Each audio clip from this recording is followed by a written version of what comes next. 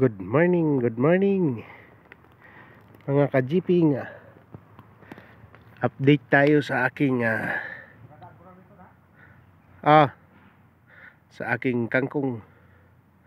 Ayan, kagugulay lang namin kahapon pero ang dami pa rin. Ang dami namin ginulay kahapon kasi nagnilaga kami ng tubig bago namin gisawsaw yan.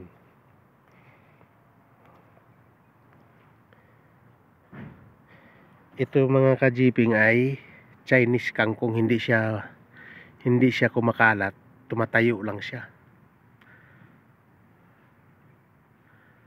Pero ang kagandahan dito, puro talaga siya talbos agad.